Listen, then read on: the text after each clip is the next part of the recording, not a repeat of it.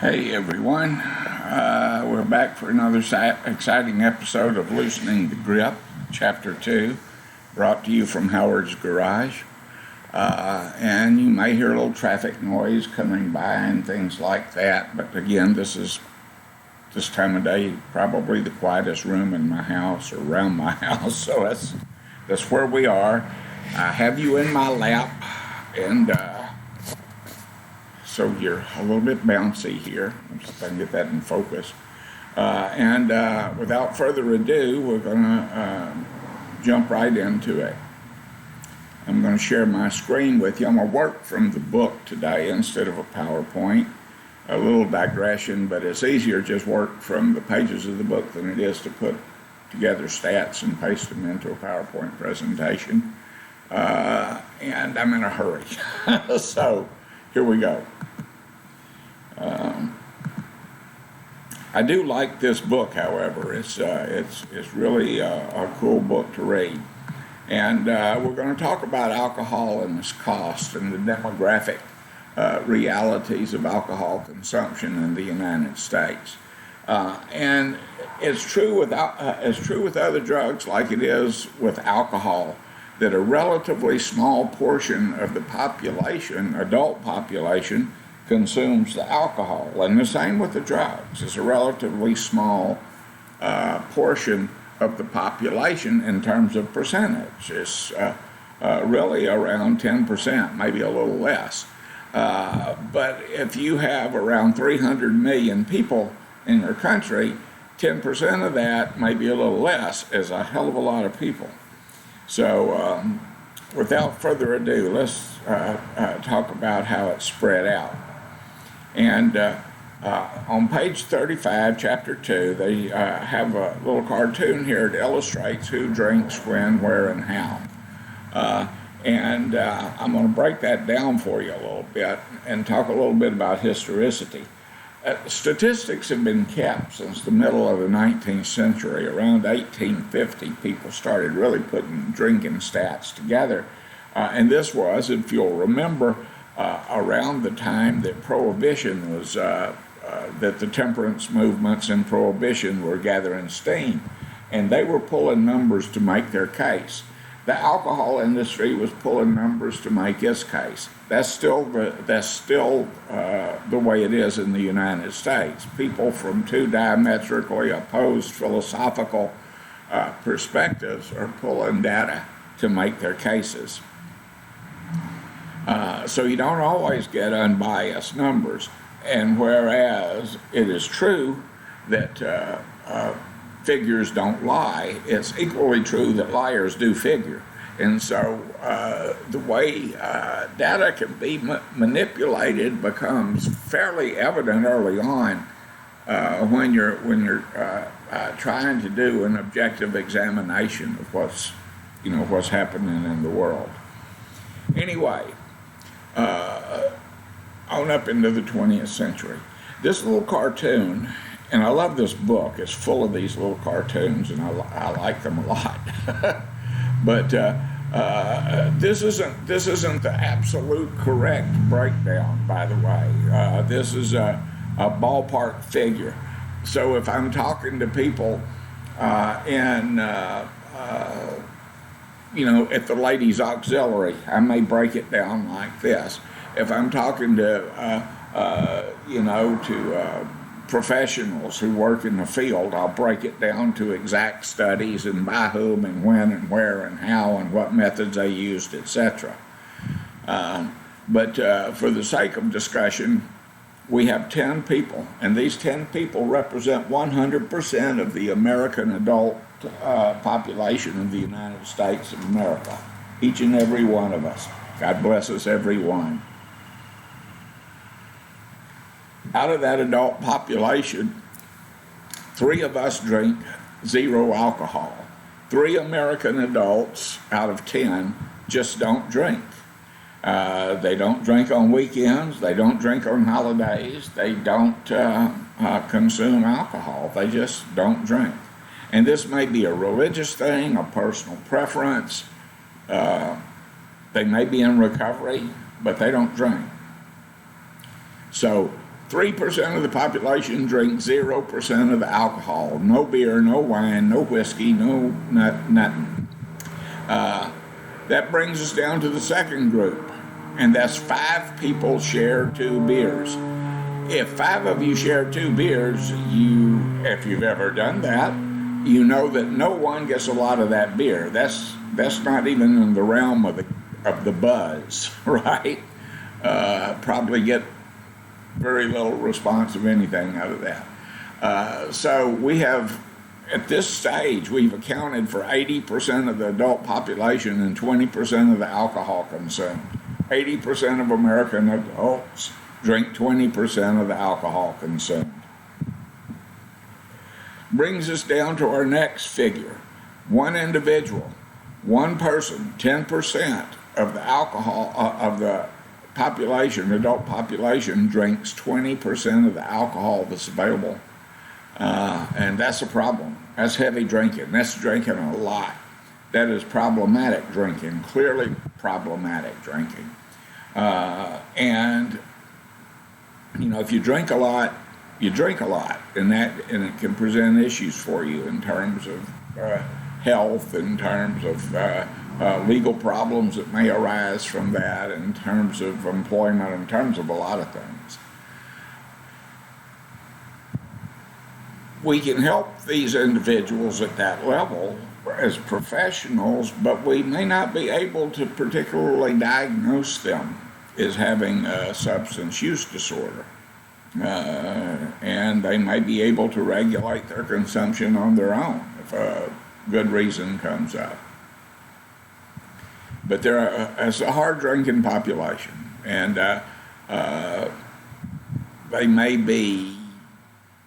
they probably do consider themselves social drinkers who have a few too many sometimes. The final category down there is 10% of the American population drinks 60% of the alcohol. That 10% are getting after it. These guys are, for the most part, people that we can easily diagnose. They have a substance use disorder. They have an alcohol use disorder. Some of them may be a little trickier to diagnose than others, but they are clearly problem drinkers. And and we're talking about statistically average Americans, and, you know, who knows? I don't know if statistically average Americans even exist, really. But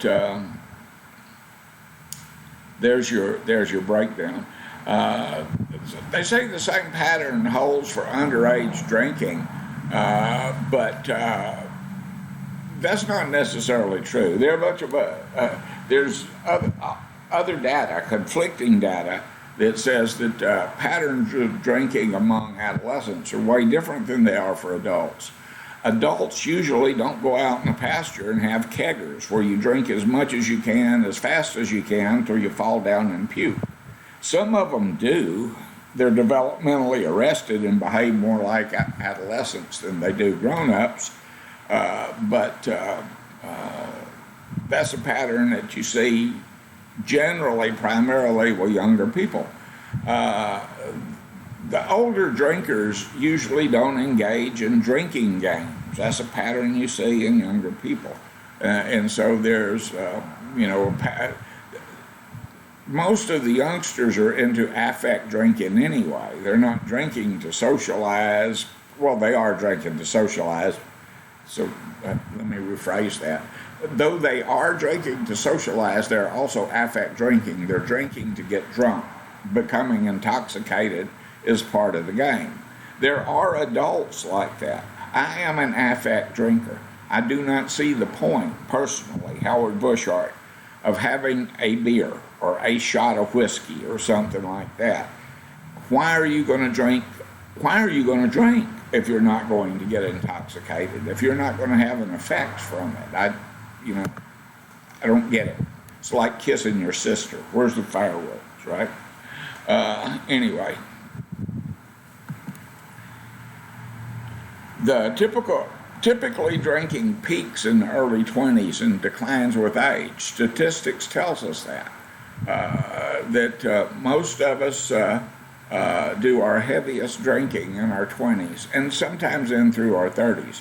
That does not mean that people who are alcohol dependent don't drink in an out of controlled manner throughout their lives, because they do. And I've seen plenty of older people who get after it hand over fist, and they're in their 50s, 60s, and 70s. But this is true of drug use across the board. Generally, the older a person is, the less likely they are to use intoxicants, unless, of course, they're like Tommy Chong or something. A lot of the people that I knew when I was a kid in school who, got into doing weed and acid and stuff like that, they just quit. I hesitate to say that they grew out of it, but that's what it looks like. They got older and they just quit.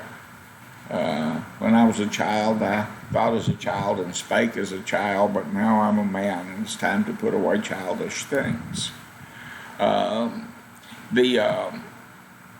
Women are more likely to be non-drinkers than men, although they're catching up with us.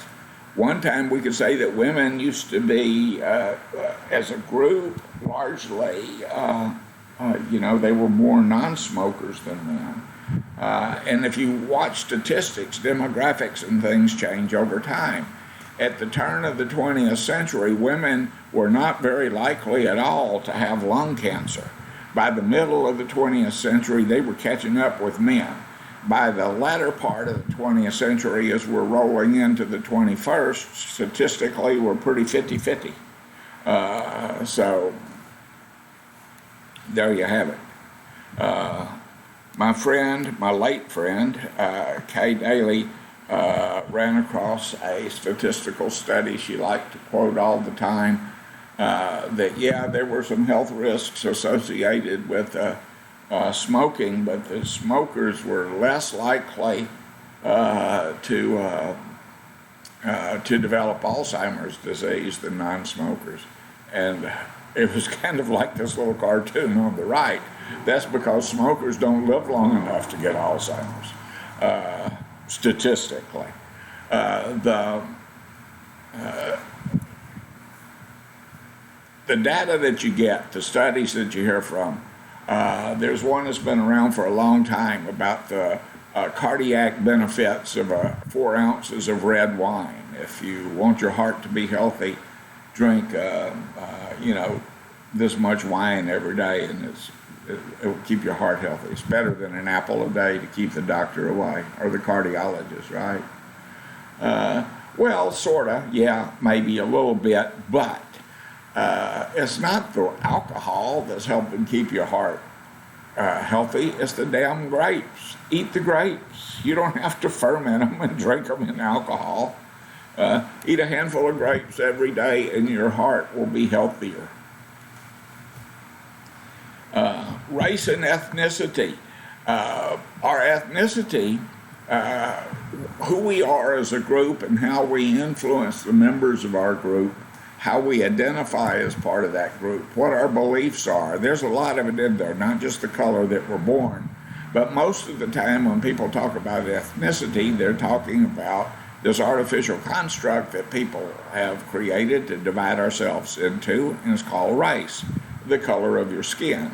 And that's not a huge difference among human beings, by the by, when you get right down into behavior and things like that. Whites have the lowest number of lifelong abstainers in the United States. The highest lifelong abstainers of Americans are Asian Americans, Vietnamese, Chinese, Korean. Their cultures don't support the type of drinking that goes on in the United States. There are different, their norms in the countries that they originated from are different. And when they came to the United States, they assimilated, and trust me, I've met some Vietnamese and Koreans who could pack it away like nobody's business, and do. but typically speaking, their culture supports abstinence, and so that they have a higher episode of lifelong abstainers. They have a lower rate of current drinkers. They binge drink less. They heavy drink less. They have a much smaller incidence of abuse or dependence. And you can look at this chart yourself, and it just talks about wine. It doesn't talk about wine. It just talks about the numbers themselves, and who is drinking, and when, and where, and how, which is things that we want to know so that we can target our treatment efforts and prevention efforts and things like that. People who are not a high school graduate who are lifelong abstainers is 41%. And high school graduates are at 14, 1 to 3 years college at 9, and 4+ years of college is 7. And you can see the decreasing in the abstinence. The past year drinking increased numbers, the current drinking increased numbers. Binge drinking falls a little bit with 4+ years of college, and boom, boom, boom. Good to know, huh? Ma, I don't want to get an education. It'll turn me into a drunk. Patterns of alcohol use vary with employment. And most of the time, you might say that people tend to think that alcoholics have trouble keeping jobs and are unemployable and stuff like that. And some of us are. But when you think of a typical alcoholic, if you will, if there is such a thing, and your mind immediately goes to the guy who's sleeping under a bridge and, spitting on your windshield and wiping it off with his elbow for some change, that is less than 3% of the alcoholic population. That's a very low number among even chemically dependent people. Most people who are alcoholic are functional to a large degree. They are working, they have jobs, they have families, they are participating in society, so to speak. But after a period of time, depending on the level of chronicity of the severity rather of the drinking behavior, alcoholics tend to become unemployable. Family income. If you have a greater disposable income, you tend to drink more. You'll consume more alcohol because you can afford to consume more alcohol, oddly enough. But if you're unemployable and you don't have a good bank account, savings account sacked away somewhere, you have no means of support, then it can get a little raggedy around the edges. And so people who can't afford to drink anyway. They may be on public assistance and getting,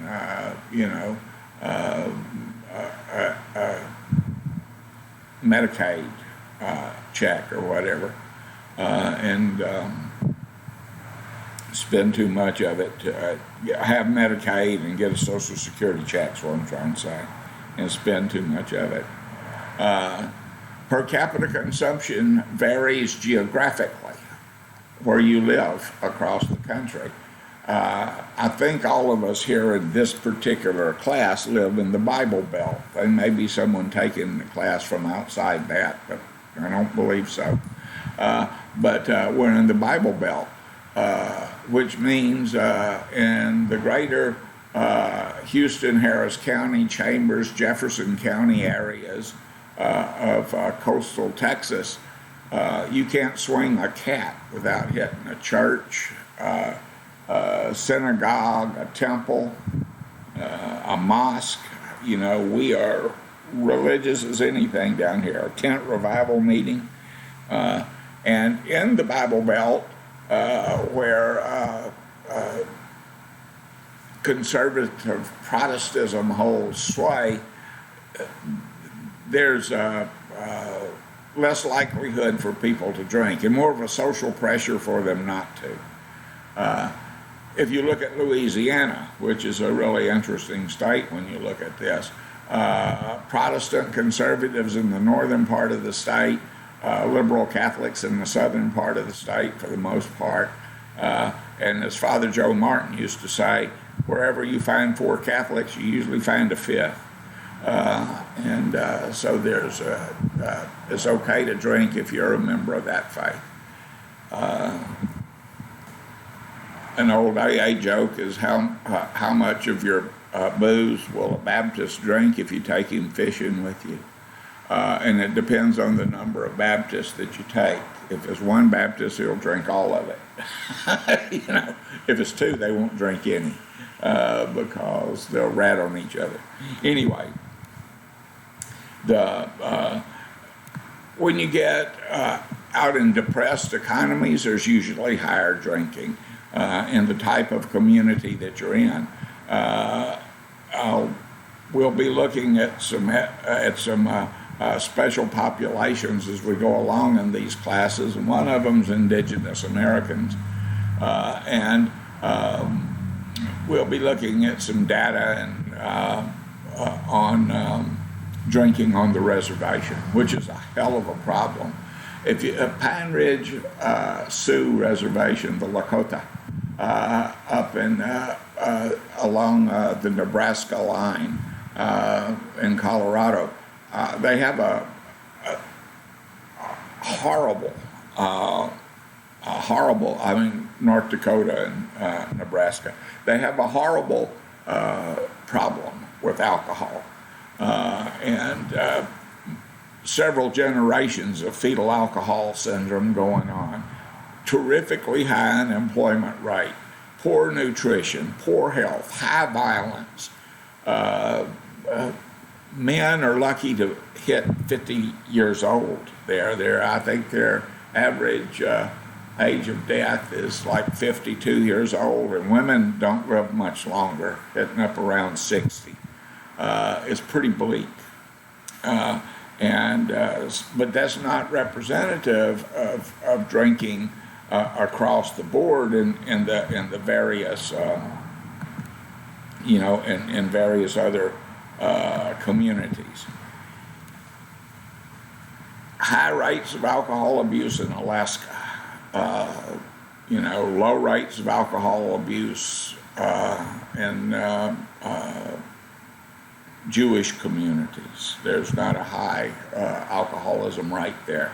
Not that there isn't an alcoholism right there, that Jewish people can't be as prone to alcoholism as anyone else, but as a group, it's lower.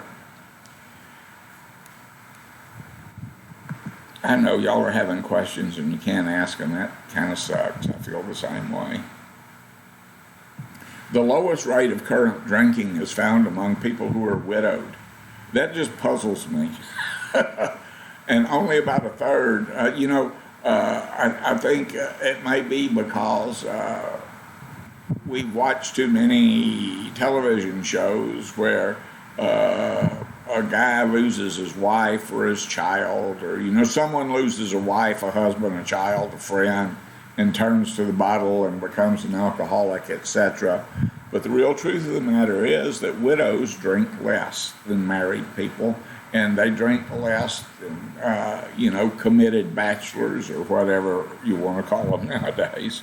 The rate's around 55%, and because most people are widowed later in life, not all, but most that are widowed later in life, that may have more to do with it than anything else.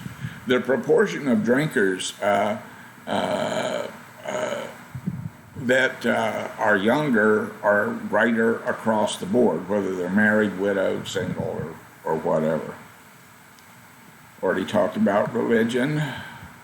I was raised, just to let you guys know that I'm not being a religious bigot here or something like that. I was raised in the Baptist church, or that's was the religion that I was taught as a child. And I got baptized when I was 12 years old because I was afraid of going to hell. And Brother Jack T. Carr would haul off and deliver a sermon where you could smell the brimstone and hear the wailing of the damned.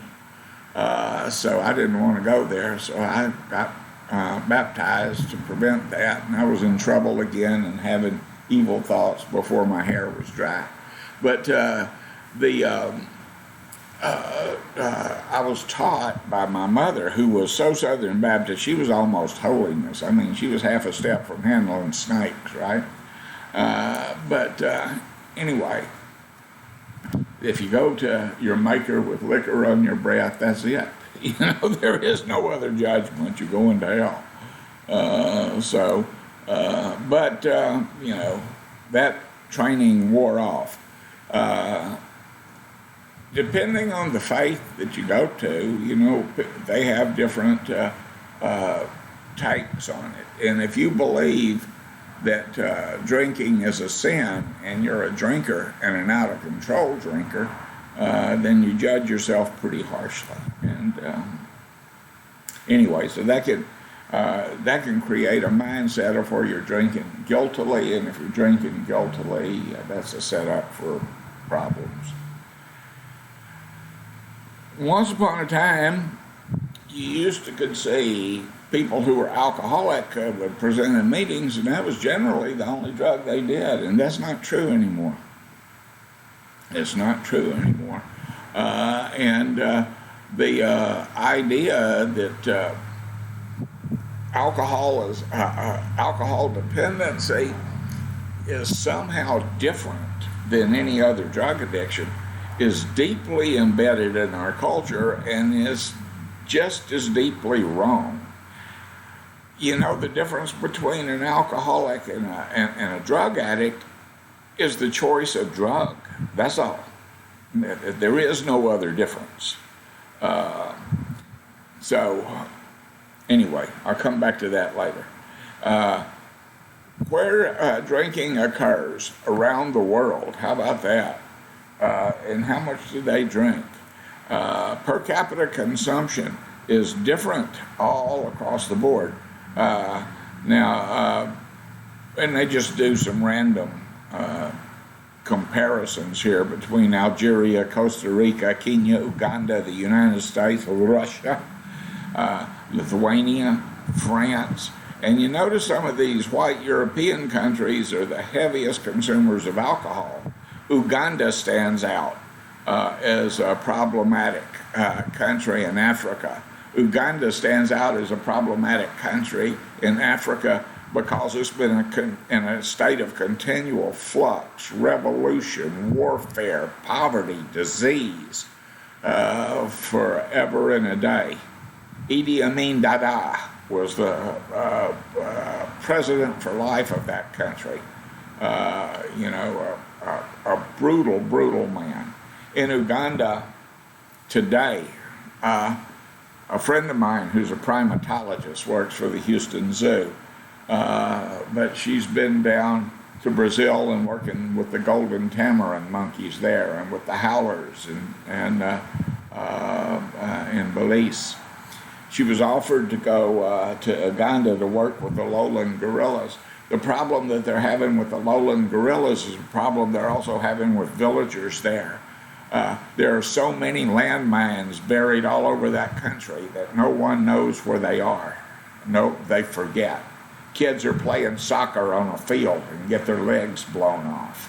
And lowland gorillas wander into the minefields and die. And they're a protected species. So, again, a society, a nation, a group, a family, whatever, under stress tends to drink more. And there are cultures that support drinking in Europe. Ireland, my mother's people, the McCaddens. My uncle told me one time that God invented whiskey so the Irish couldn't conquer the world, and so far it was working. They're right about that. More about them later.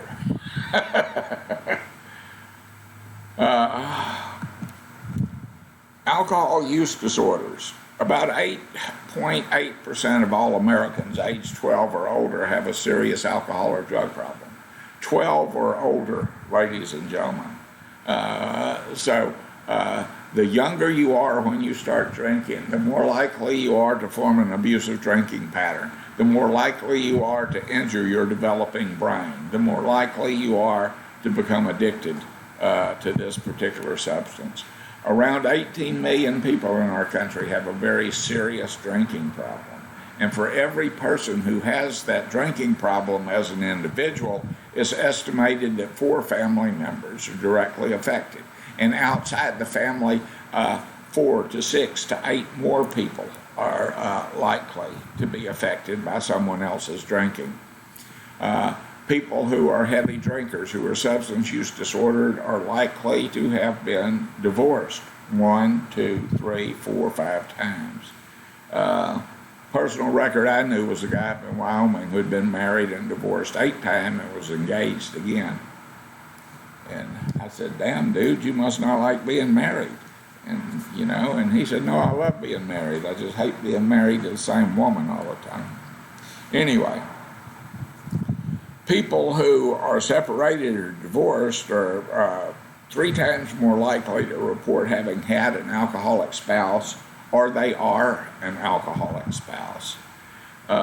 Younger adults are more likely to report having an alcoholic family member than our older adults. And we'll talk about that later on too, because alcohol use disorder, alcoholism, if you will, and I think we've already talked about that in here, that alcoholism is not a particularly descriptive term, but it's a term that people will use in passing, in conversation in general. It's not a particularly specific clinical term. So but we're talking about gathering data from people, and they will say, yeah, they're alcoholic. Sometimes when I'm doing this class, and when we're doing these classes, has come up, about alcoholism in the family. And anytime we talk about the family, about an alcoholic family, the tendency is that I will reference my own family. It's my personal experience. Mine is the family that jumps into my mind when we talk about that. And if I talk about my father's alcoholism or my mother's tendency to marry alcoholics, she was married twice, and both of them were alcoholic, about how alcoholism runs in both sides of the family and how it runs on both sides of the family, etc. Well, I'm breaking family rules. Younger people are more likely to talk about this regardless of the family rules. Older people, it's kind of locked in. I don't want to say that someone in my family is an alcoholic. I can't prove that. When you're in counseling, guys, it doesn't matter what you can prove. It's about what you think and how you feel about it. You don't have to make a clinical case for why your spouse is an alcoholic or drug addict or anything like that, because what we're going to be talking about, the important thing, will be how you've been affected by this person's drinking. I don't even argue with that with people who are coming in to see me. They're ready to defend against being called an alcoholic, and I don't call them one. We just talk, and we'll talk about that later.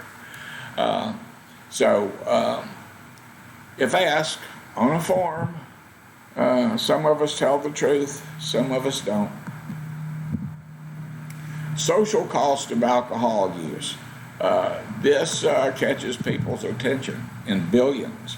Reduced productivity in the workplace, and this was 10 years ago, $124 billion. Reduced productivity in the home, $21 billion. How do you gather that data? Motor vehicle crashes, $29.3 billion. Every year, we lose about as many people in automobile accidents involving alcohol as we lost in Vietnam That's a pretty popular number to pull down, by the way. We lose 4 times as many people so far, 5 times, somewhere around in there, to COVID-19 as we lost in Vietnam. There are more raisins in a pack of Kellogg's Raisin Bran than we lost in Quang Tri province. I don't know. They're just grabbing Vietnam as a reference point for data, like we use Hitler against a politician we don't like. Here's some data, epidemiological data, empirical data. It's been replicated. I was in on one of the original studies. If you live in Harris County, Texas, you live in the most dangerous place in the United States to drive if you're talking about alcohol-related car crashes. You're more likely to be in an alcohol-related car crash in Harris County, Texas than anywhere in the United States. You're more likely to be injured in a car crash involving alcohol in Harris County, Texas than anywhere else in the United States. And you're more likely to be killed in an alcohol-related car crash in Harris County, Texas than you are anywhere else. Is it any wonder we got these little crosses stuck up everywhere? So that's a big deal and a big problem, and we're going to talk about that in several contexts. Comorbidities, related illnesses. You take alcohol out of the mix and most epilepsies go away. You take alcohol out of the mix and most cirrhotic livers go away. You take alcohol out of the mix and most hepatitis C's go away. So there's lots of comorbidities that are associated with alcohol use and comorbidities that are associated with alcohol in combination with other drugs like cancer and emphysema and things like that.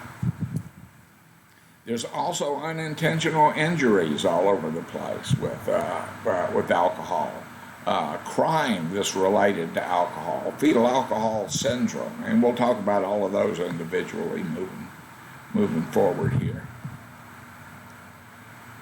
And we pay an enormous financial cost for this type of drug use in our society.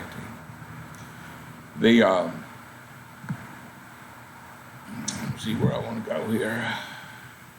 Personal cost is tremendous. That alcohol-related deaths may run as high as 10% of all deaths yearly. And as comorbidities or as related factors, it'll be interesting to see how the CDC breaks down comorbidities and related factors as far as drug use with COVID-19. Because one thing that is true about drinking, we'll talk about this in the chapter on alcohol's effects on the body, is it plays hell with your immune system. And as not just your immune system, but alcohol impacts every major organ system that you have in your body. It makes it much more likely that if there's an illness going around and you're a drinker, you're going to get it. It also means that if you get it, it's going to hit you harder, and it's going to be harder for you to get rid of it. And that's just a medical fact, not even up for debate. Heavy drinking significantly reduces life expectancy.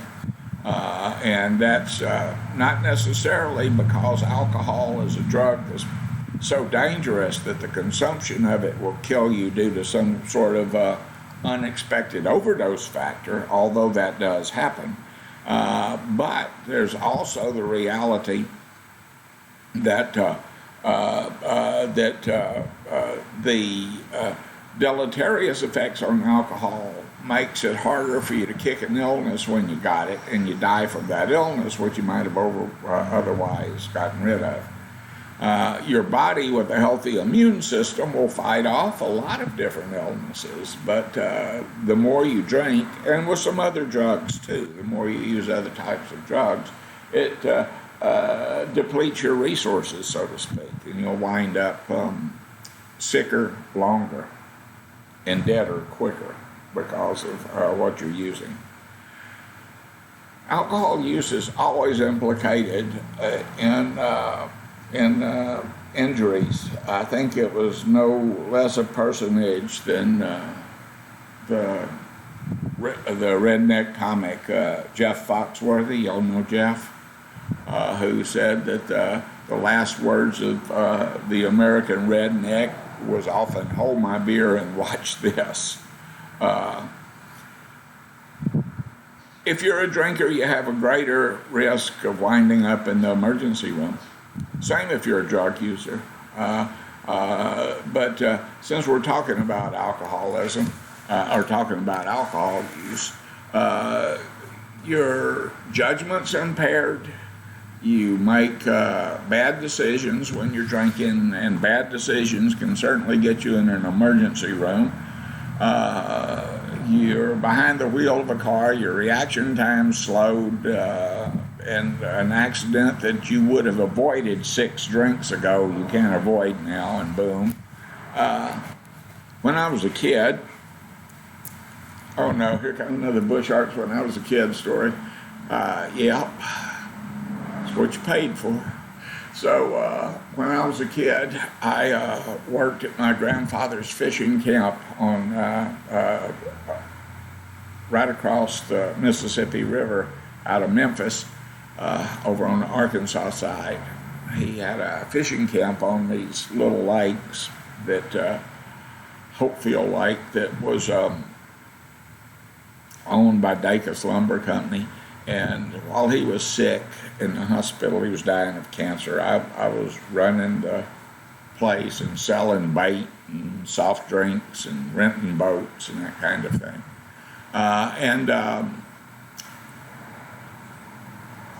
A guy that came down there, and I liked him because he would bring me beer, and I was too young to buy it on my own, but he would bring me beer, and of course I could swipe cigarettes from my grandfather's store, but he'd bring me beer, and I'd let him use a boat for free.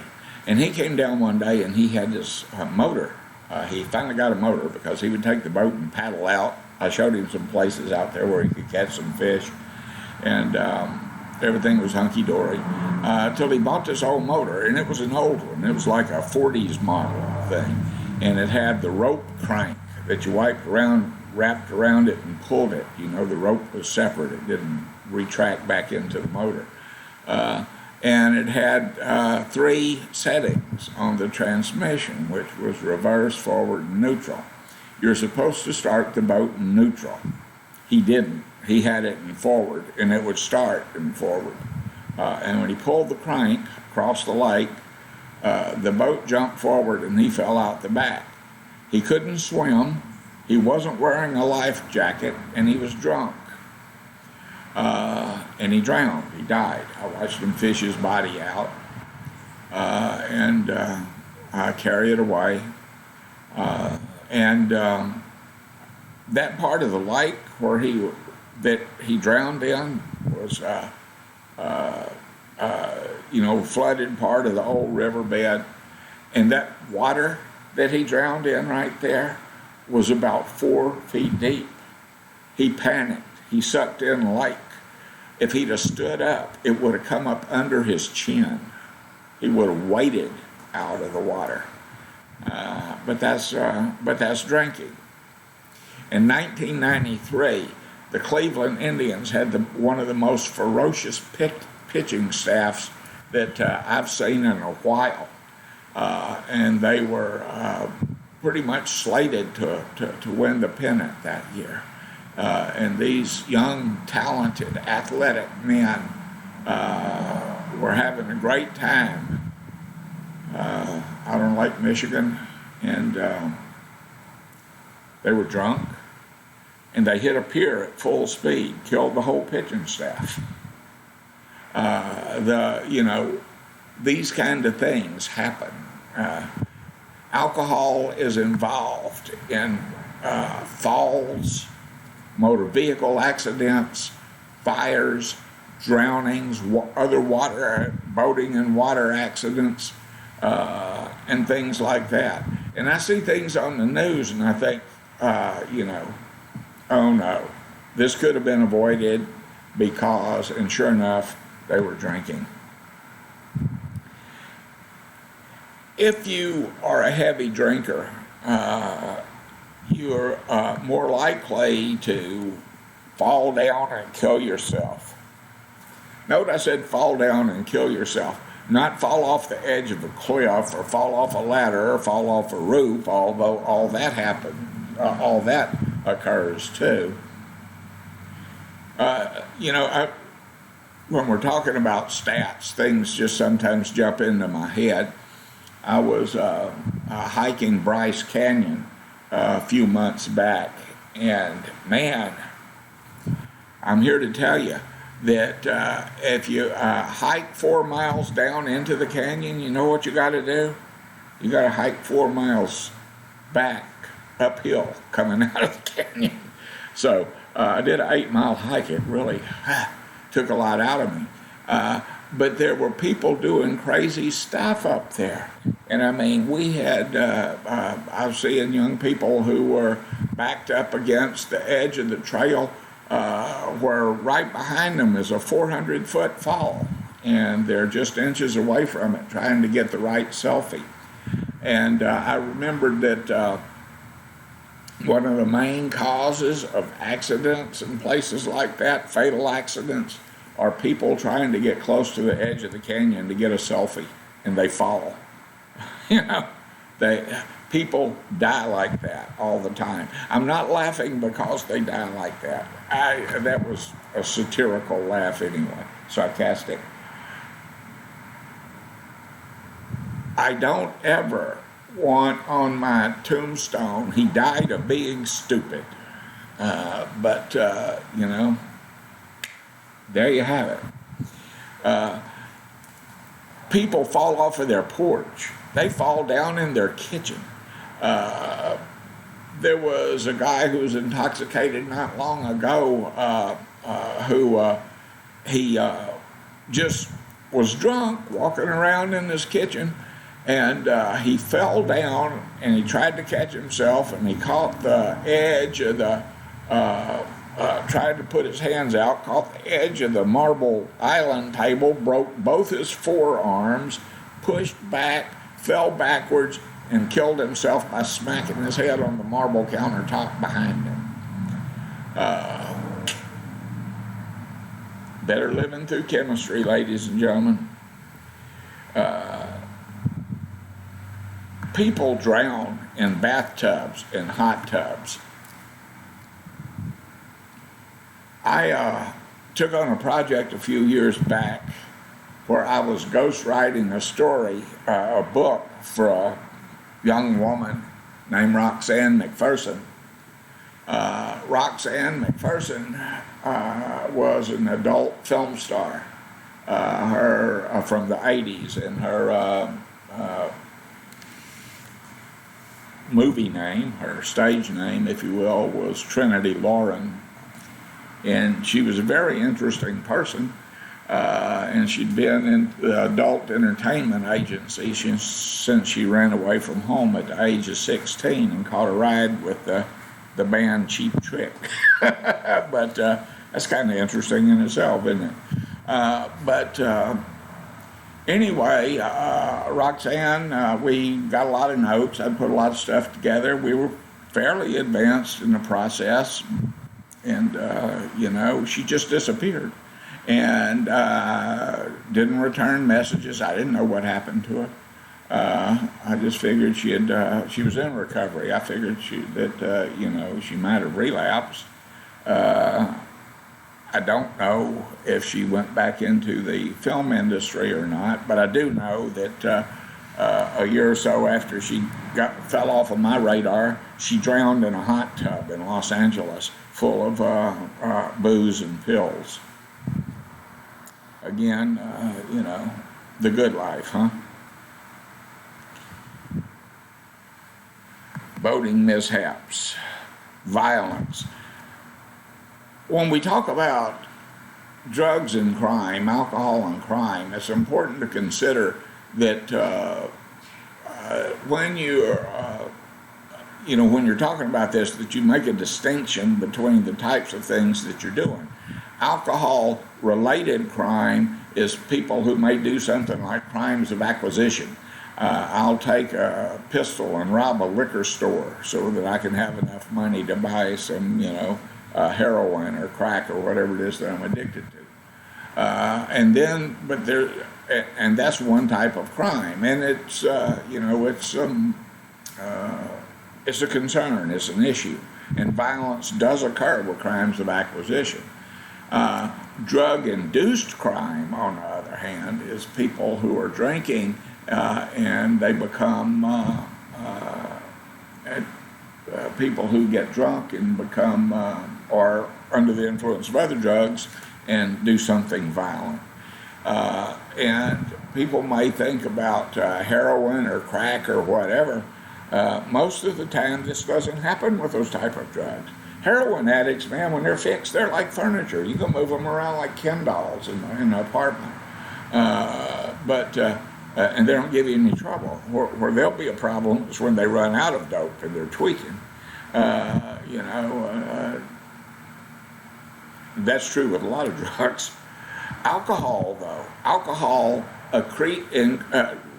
it reduces your inhibitions. It puts to sleep that part of your brain that gives a damn.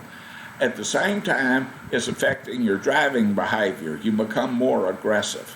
You become sexually aggressive, verbally aggressive, physically aggressive, you name it.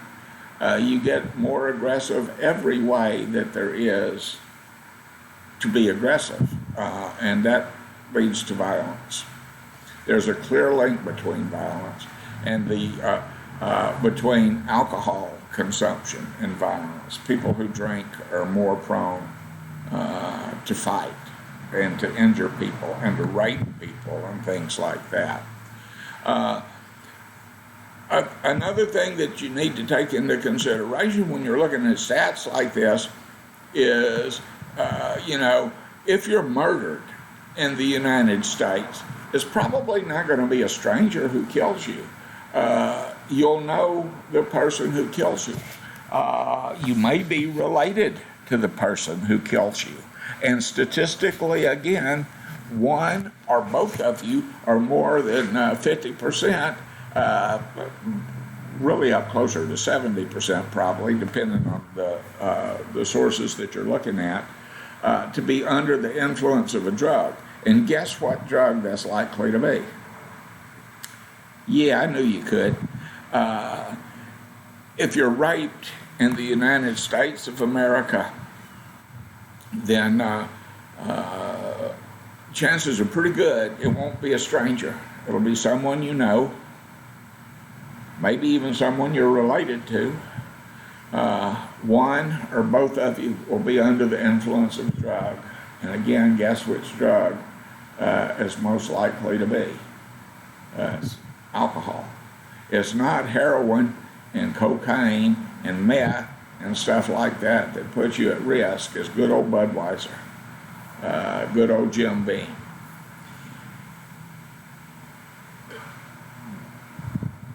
There are certain substances you hear about, GHB, Rohypnol, that's used as date rape drugs and stuff, but alcohol is the old standby.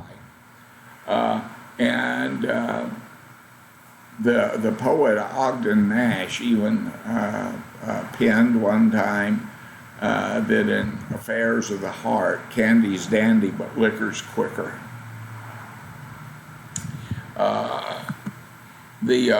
Healthcare and alcohol. Alcoholism,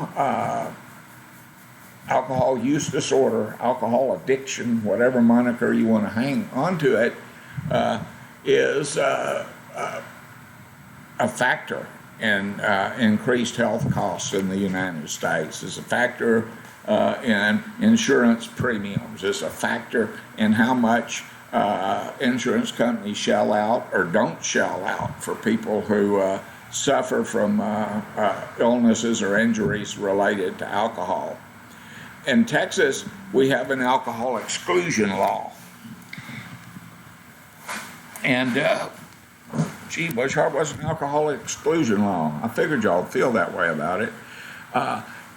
If you're sitting out in your backyard at a barbecue, having a beer with your friends, and a piece of the Hubble telescope falls on your head from outer space, and you have to go to the hospital or the morgue, your insurance company will or can refuse to pay because you were under the influence of alcohol when it happened.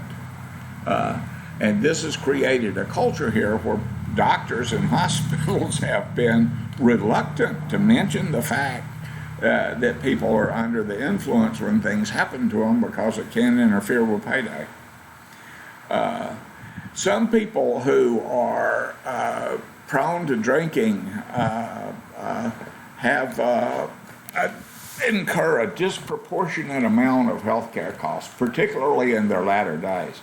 Last days for a smoker is expensive.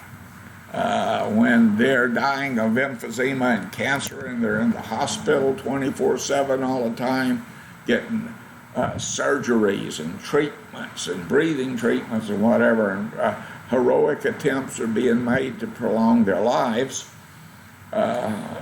they gobble up millions and millions of dollars. So it costs a lot of money. I'm not advocating not paying for this, by the way. I'm just saying that our healthcare system is, we do pay it. You and I, we pay it because a lot of the people who are having this done, we offset it with our insurance premiums.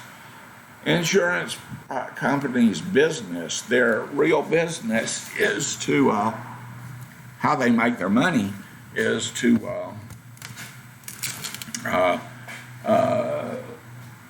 accept premiums and deny benefits. So that's the name of that tune. It's not really health care. A lot of veterans in the VA hospital are there for alcohol-related illnesses. And some insurance companies, like my state-funded insurance, they, we get it cheaper if the people who are being insured are non-smokers, non-drinkers. Patterns of use and risk with drugs other than alcohol, they vary. They vary from person to person and the type of drugs that are being used and the type of pre-existing conditions that exist and that type of things. So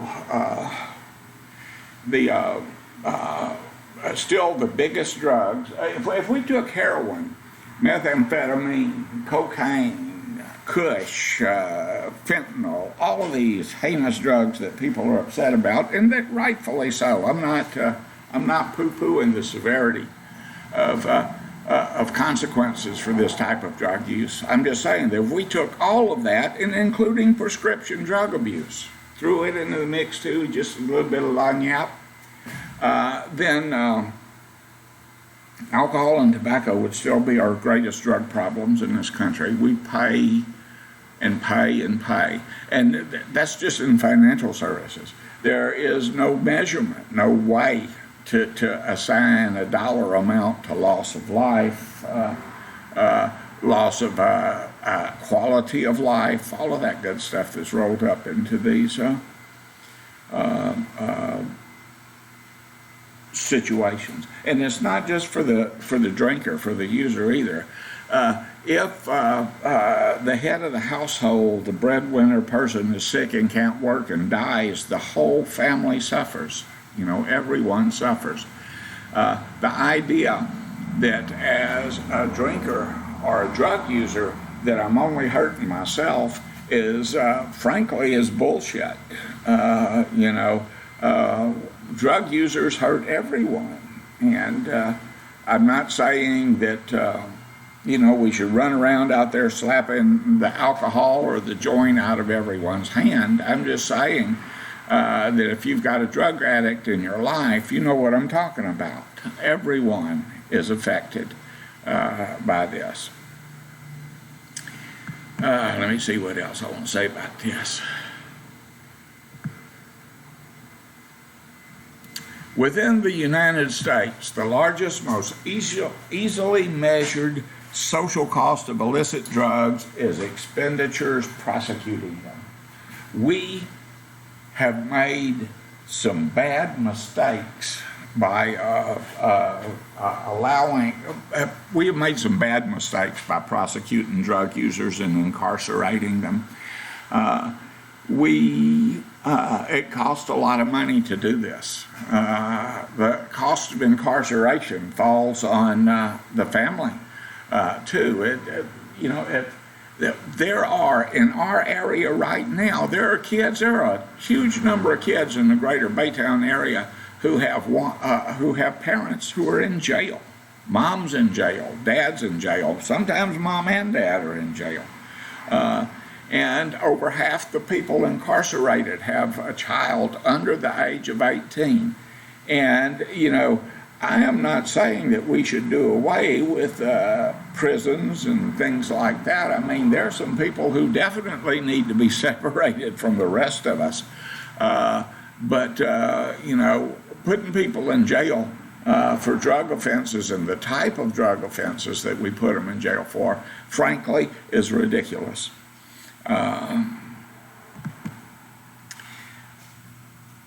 When you use other drugs in combination with alcohol, you increase your risk for overdose, particularly if they're the same type of drugs. And combining drugs is not a good idea ever. Speedballing is dangerous. That's mixing heroin with cocaine. Of course, that's traditionally mixing heroin with cocaine. The Belushi trip, John Belushi. But and that's true, of course. But it's also true that speedballing today might mean mixing any upper or downer. You speedball when you smoke a cigarette, for instance, because you're taking the downer acetaldehyde and inhaling it, while at the same time you're taking the stimulant nicotine and inhaling it. So you're roller coaster. Smoking and drinking alcohol is mixing several types of drugs together, and it's not a good idea. I have lost my cursor. Where'd it go? There it is. And that, dear hearts, is chapter 2. It ends somewhat abruptly. When we get into chapter 3, we'll shift gears yet one more time and move away from statistics into alcohol and what it does to the body a little bit. And we'll revisit that again in chapter 6 for medical complications from alcohol use. By this time, I'm pretty sure you have questions, and if you do have questions, please, email them to me, or, we can start a discussion post if you want to. Start a discussion post in our course room, and I'll jump in. Let me get out of this.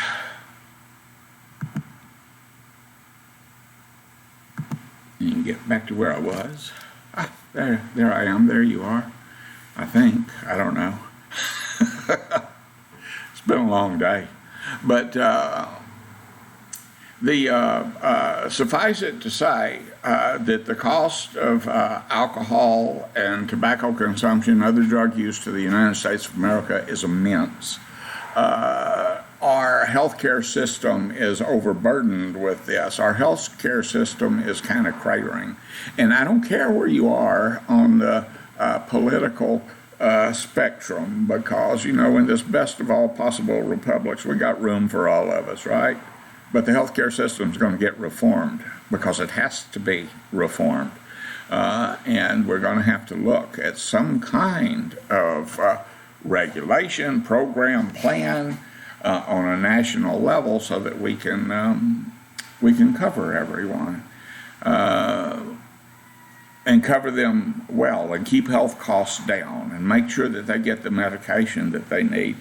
Right now, we have people who are dying because they can't afford medicine, and they've cut their insulin back.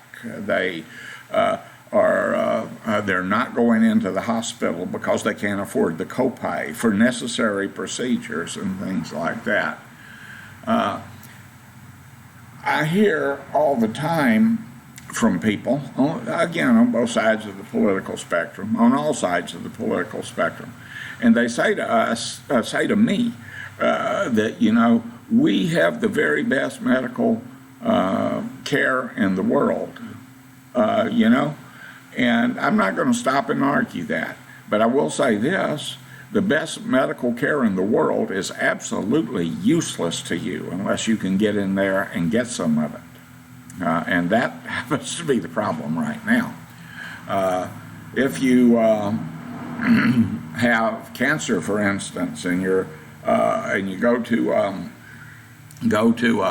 the emergency room, they don't treat you in terms of trying to cure your cancer or anything like that. They stabilize you. If you're having heart trouble, they stabilize you and they say, go see your cardiologist after. A lot of people don't survive that experience, just saying. So we got a lot of work to do, and I'm sure we'll come up with something, because that's what American exceptionalism is all about, right? All right, that's that. See you on the flip-flop.